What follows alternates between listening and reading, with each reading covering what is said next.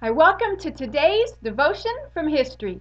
On May 3rd of 1863, the southern states woke up to some shocking news.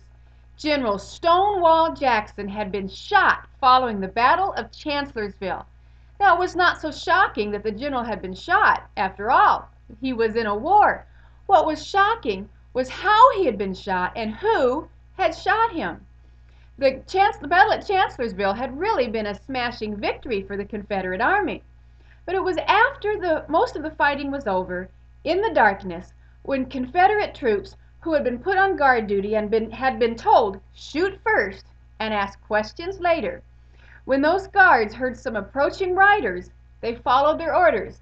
They shot first without waiting for identification of who those 9 riders were.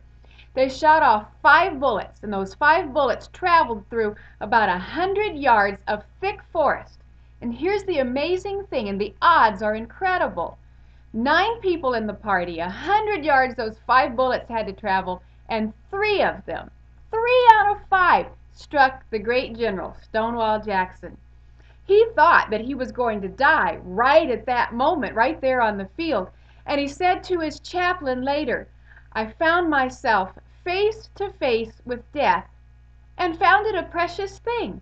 I felt that all was well. Well, General Jackson didn't die at that moment, but his arm did have to be amputated. And so they took his arm off, and a soldier took it and buried it separately. And you can still go visit Stonewall Jackson's arm. And there's a little placard where it's buried. He did die, however, 10 days later. And war historians have said that perhaps with Stonewall Jackson and his death died the hope of the Confederacy as well. Many of them surmise that General Lee could have taken Gettysburg if only he had had Stonewall Jackson by his side.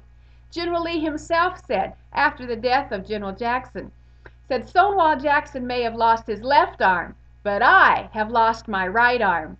And ever since then, Southern historians have said if only those Confederate troops had asked first before firing off those shots. You know, we all have some if-onlys in our life. If only I had gotten that job. If only I was married. If only I wasn't married. If only I had gone to school. If only I had this degree. If only, if only, if only. But we need to face life kind of like Stonewall Jackson did. He could have said, lying there in that field, if only, but instead he said, all is well. The scripture tells us that the steps of a good man or a good woman are ordered by the Lord. That means that the sovereignty of God, His control, is always at play. So, if we want to be history makers today on May 3rd, we have to let go of our if-onlys and trust that God has today and tomorrow, as well as yesterday, under His firm control. So today, no if-onlys.